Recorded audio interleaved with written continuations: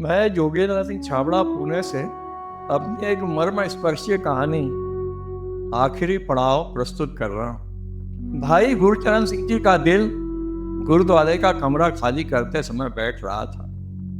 उनका मन पीड़ा से करा रहा था। जिस चद्दर से बने एक कमरे के गुरुद्वारे को 2 मंजिला रूप देने में उन्होंने रात दिन एक कर दिए थे।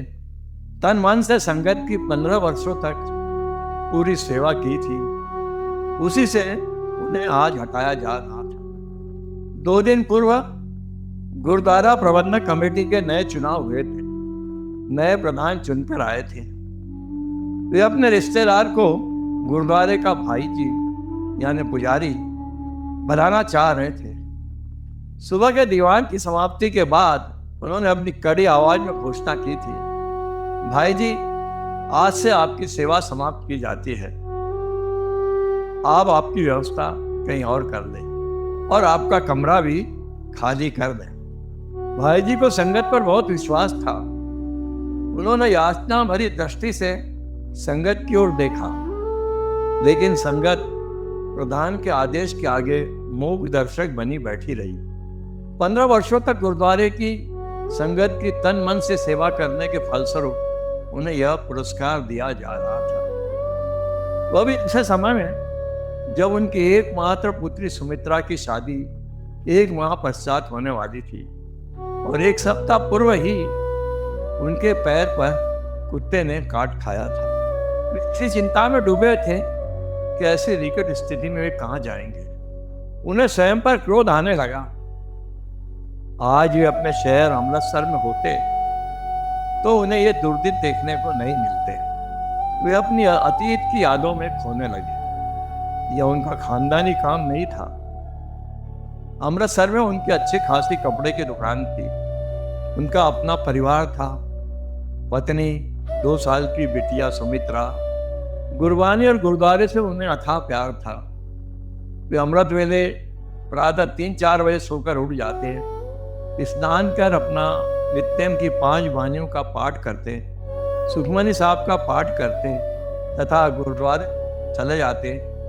वहाँ कीर्तन सुनकर कड़ा प्रसाद लेकर वापस लौटते और घर पर नाश्ता कर साथ में टिफिन लेकर दुकान खोलने चले जाते। उनके सुखी जीवन में टीबी की बीमारी उन पर अभिशाप बनकर टूट पड़ी। उन्होंने खटिया पकड़ ली। इलाज भी चल रहा था, तभी उन्हें एक बड़ा सदमा झेलना पड़ा। उनकी पत्नी एक दिन उनकी 2 साल की बिटिया को उनके पास छोड़कर इसी ट्रक में सवार होकर एक ट्रक ड्राइवर के साथ भाग गई। 1 साल के निरंतर इलाज के बाद उन्हें टीबी की बीमारी से तो मुक्ति मिल गई, लेकिन अब उनका मन संसार से विरक्त हो गया था। वे अपनी दुकान नहीं खोलते और गुमसुम से घर पर पड़े रहते। एक दिन उन्होंने अपना ट्रंक बिस्तर बांधा तथा अपनी जमा पूंजी लेकर अपनी बेटी को लेकर एक अनजाने सफर की ओर चल पड़े। 2 दिन और 2 रातें वे लगातार ट्रेन में बैठे सफर करते रहे। फिर वे इससे उकता गए। कुछ दिन विश्राम करने के उद्देश्य से वे एक अनजाने कस्बे के स्टेशन पर जा रुके। उन्होंने ट्रेन से उतरकर कुली से गुरुद्वारे का पता पूछा। कुली ने उन्हें स्टेशन के पास ही है कहा। उन्होंने कुली के सिर पर ट्रंक बिस्तरा रखा तथा बिटिया का हाथ थामे वे गुरुद्वारे में आ गए। गुरुद्वारा साहब उन दिनों चद्दर का बना हुआ था। एक बड़े हॉल में गुरु ग्रंथ साहब जी का प्रकाश होता था।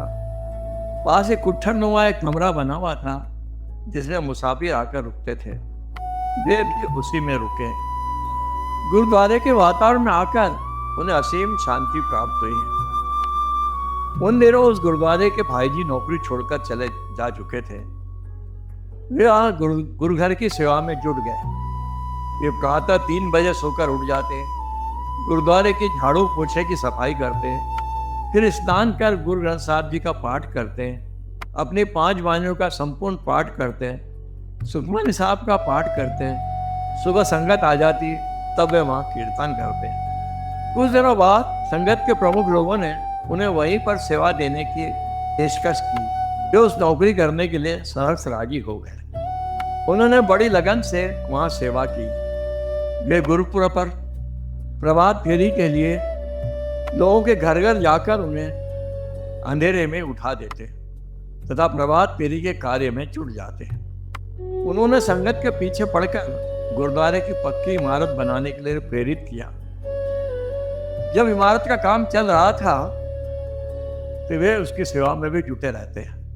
जब इमारत बनकर तैयार हो गई और उस पे निशान साहब पर खंडे बाटे का केसरिया झंडा लहराया तो उनका सीना गर्व से फूल गया। 15 वर्षों तक गुरुद्वारे की तन मन से सेवा की। गुरुद्वारा उनके तन मन में बस गया था। वे उससे विलग होने के लिए बिल्कुल ही तैयार नहीं थे। वे अतीत की स्मृतियों में डूब उतर रहे थे। तभी उनका ध्यान शास्त्रीय काल की आवाज से भंग हुआ। उन्होंने देखा उनके सामने सरदार प्रीतम सिंह जी खड़े हैं, जो गुरुद्वारे के सामने उनका मकान है, और वे उन्हें सत श्री अकाल कर रहे हैं। भाई जी भी हड़बड़ा कर खड़े हो गए और उन्होंने बड़े ही प्रेम से सरदार प्रीतम सिंह जी को सत श्री अकाल कहा। प्रीतम सिंह जी ने ऐसे ही कौतूहलवश पूछ लिया, भाई जी अब आगे क्या विचार है? उनकी आंखों में आंसू आ गए। उनकी दुखती रग पर किसी ने हाथ रख दिया था। वे बड़े ही भटकंठ से बोले, सरदार प्रीतम सिंह जी, मुझे अपनी कोई चिंता नहीं, लेकिन एक माह पश्चात सुमित्रा की शादी है और मेरे पांव पर कुत्ते ने भी काट खाया है। ऐसे में बेटी को लेकर कहाँ जाऊंगा? प्रीतम सिंह जी ने ढाढ़स बनाते हुए कहा, भाई जी चिंता की कोई बात नहीं। कल ही हमारे किराएदार ने मकान खाली किया है। आप वहां आकर रहिए और आराम से सुमित्रा की शादी कीजिए। भाई जी को लगा जैसे डूबते हुए किनारा मिल गया हो। उनके आंखों में आंसू भर आए। निशान साहब की ओर हाथ जोड़ते हुए बोले, हे सच्चे पातशाह, तू धन्य है, तूने मेरी लाज रख ली। सरदार प्रीतम सिंह जी की भी आंखें भर आई। उन्होंने कहा, भाई जी, मैं अभी नौकर को हाथ चला देकर भेजता हूँ, वह आपका सामान ले आएगा। आप सुमित्रा को लेकर हमारे घर आ जाइए। नौकर ने आकर सारा सामान हाथ ठेले में रख लिया। भाई जी गुरुद्वारे से जाते समय उन्होंने गुरुद्वारे की धूल अपने माथे से तथा पूरे बदन से लगा ली। वे बिलक बिलक कर रो पड़े और सुमित्रा का हाथ थामे गुरुद्वारे से सरदार प्रीतम सिंह जी के घर की ओर चल पड़े। भाई जी ने सुमित्रा की शादी में किसी प्रकार की कोई कमी नहीं आने दी। बेटी के विदा की वेला आ गई थी। उन्होंने बहुत ही कड़ा मन करके बेटी को विदा किया। उन्होंने सुमित्रा को अपनी माँ की कमी भी कभी महसूस नहीं होने दी थी। तभी उनका सर चकराने लगा। आसपास के लोगों ने उन्हें थाम कर पास की खटिया पर लेटा दिया। सरदार प्रीतम सिंह जी जाकर डॉक्टर को बुला लाए। लगभग 2 घंटे बाद उन्होंने अपनी आंखें खोली। उन्हें अपना अंतिम समय निकट आता दिखाई देने लगा। उन्होंने सरदार प्रीतम सिंह जी को हाथ के इशारे से अपने पास बुला लिया तथा बड़े ही विनीत स्वर में बोले, सरदार प्रीतम सिंह जी, मुझे बाहर दरवाजे के बाहर ले चलो। सरदार प्रीतम सिंह जी ने उन्हें थाम कर कंधे का सहारा देकर बाहर ले चले। वे धीरे धीरे चलकर दरवाजे के बाहर आ गए।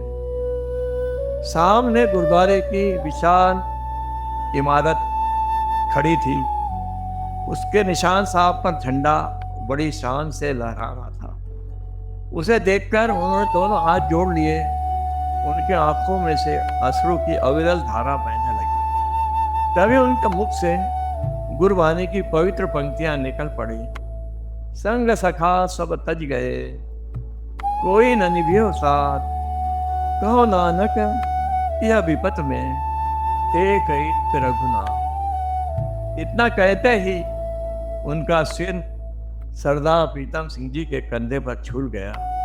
सरदार प्रीतम सिंह जी के कंधे पर झूल गया।